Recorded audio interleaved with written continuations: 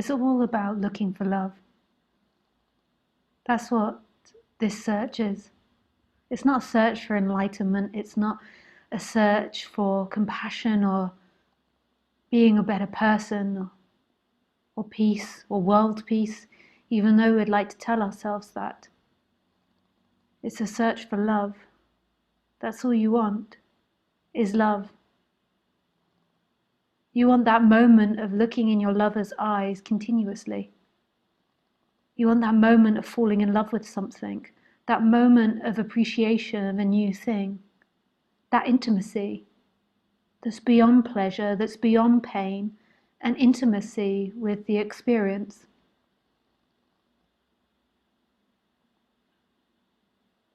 I'm not sure if many of us actually care about the nature of reality or why we're alive as such. We just care about that love. We just want to feel like we're at home.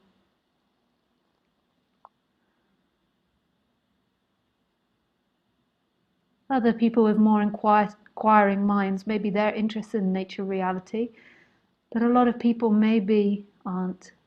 Maybe you don't care about that. But what you do care about is that deep moment of relaxation which you've tasted throughout your life, which you remember from childhood. You remember in childhood this contentment. You remember losing that contentment, this feeling of being at home, this awe and wonder of being. And this is all anyone wants. And this is actually your nature. Your nature is home. Your nature is that love. The I am, the sense of existence, is love.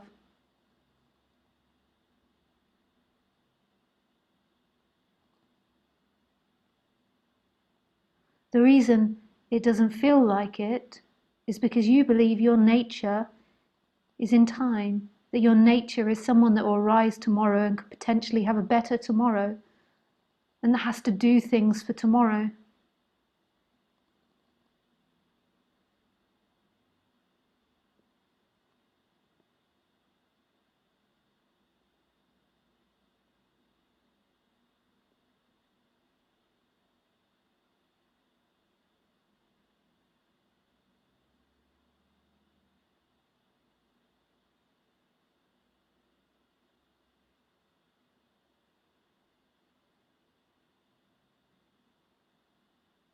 And in that, in having a tomorrow, you always contemplate yourself and feel like you're imperfect. Because if you were perfect, you would be home.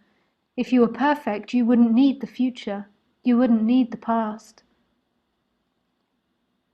So you're always telling yourself there's something wrong with you. There's something wrong with what is. There's something wrong with what's happening. And that's why you need the future. Because you need the future in order to find home. But home is here. Home is when there stops being that dynamic of you that believes you're imperfect, that believes there's something wrong with you, that believes there needs to be something better than what's happening, that looks at what's happening, looks at sitting in a room or the color of the room or the state of the room and judges it as not enough and then needs something else. It judges the circumstance as not enough and needing something else.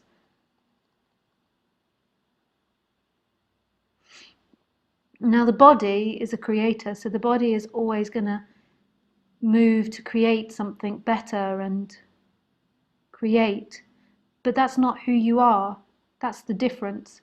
So it's not trying to stop the creativity, the natural creativity of the body. The body loves to create. It loves to garden if it likes gardening, or write if it loves to write, or cycle if it loves to cycle. But that's not who you are. That's the functioning of the body. When you believe that's who you are, then you're always trying to find perfection and freedom in your actions, in the gardening, in the riding the bike, in the writing, in the creating. And the creating never ends. It's part of being human.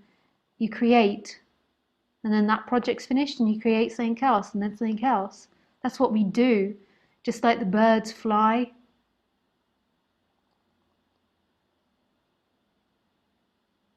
the horses run,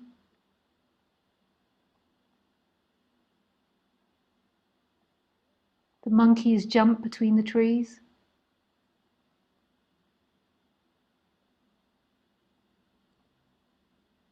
The dogs bark.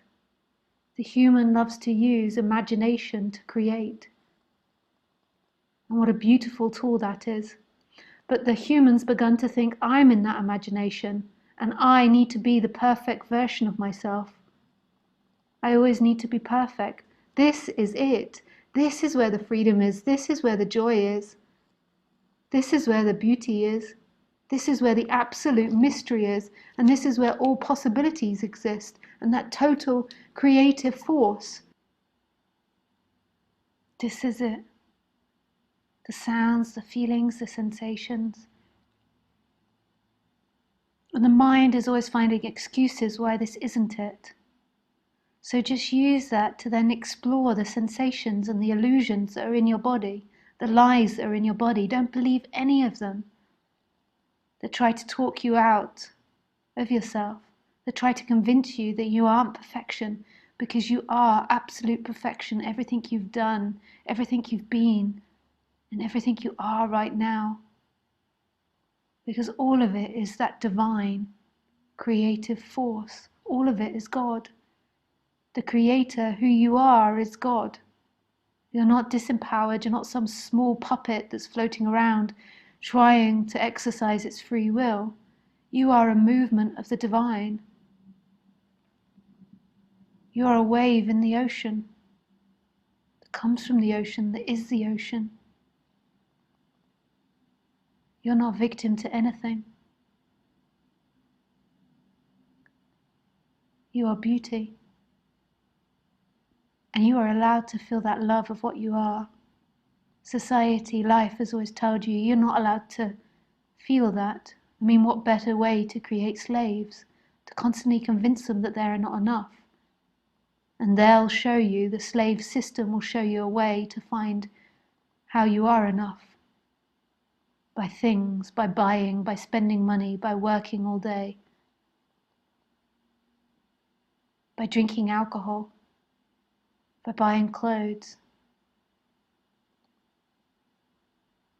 by showing off to your neighbor, by having a huge house, by having kids, by never being real, by always being fake, by lying, by believing in a God that has a heaven and a hell and that will judge you, that will judge bad people as opposed to good people. And really, bad people is just dependent on the circumstances they're born into. The majority of crimes are committed by people that are poor. Why is that? You think there is a bad person?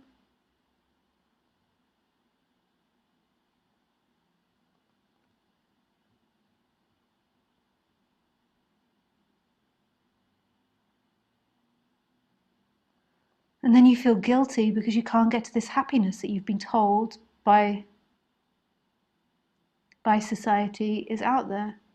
And then you feel bad. You can't do it. You can't make it.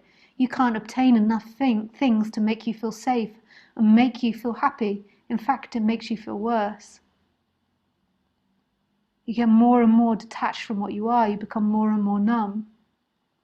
But then there's no answers. You look around and everyone else is doing it, so there must be something wrong with you. Don't believe it. You are absolute perfection. This is why non-duality is so beautiful, because it's not trying to disempower you by telling you there is something wrong with you and let me fix you. It's telling you the answer is you. You are the freedom. Your nature is the freedom. Where everything comes from is the freedom. What's in the way is all the constructs that you've built. So therefore, just go backwards. A construct comes up. I don't like this. I don't want this. They're bad people. And examine that construct and take it back. And where it comes from is freedom. The place it comes out of is freedom, is the divine, is the creative force. And the place it comes from is total mystery and everything and nothing. Everything is appearing out of nothing now. And nothing isn't like something you imagine, because that would be something you imagine. And nothing is experiencing itself. It's creating this consciousness and this I am. It is this consciousness and this I am, and it's experiencing itself. And on one side it's empty, and on the other side it's full and it's everything. It's love. Everything is so close, so intimate. The sounds, the sights, my voice, the feeling of the sofa. It's so beautiful. You are that.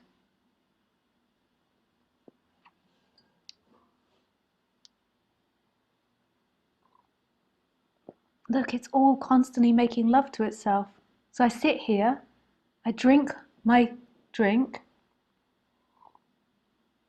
and that's myself touching myself. It's not something separate that I can be victim to. It is me, just like the air, just like the visions, just like everything.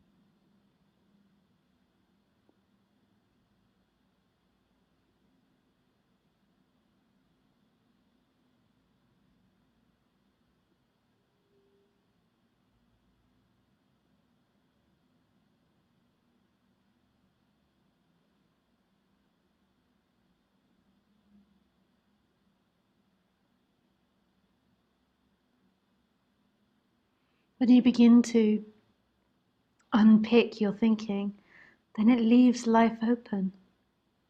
Like so open to be as it is. Life is really not like it seems. There's so much possibility.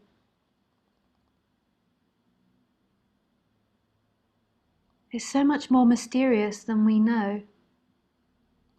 And what we think, we kill it by thinking. Remember as a kid, everything was full of such wonder. Like how the tree grows, why the sun shines, why the clouds form the shapes they do. The fact that air is invisible, the feelings, the sensations running through the grass, speaking with your parents, everything was so mysterious. And then as you learnt about more and more things, it became more and more dead because you began to live in your constructs, your thinking patterns, and you believed that was real, and you forgot about this total and utter mystery that's underneath, that actually, at our essence, we don't know anything. thoughts are just about being creative as a human, but they don't define the nature of life. We try, but they never do, and they never will.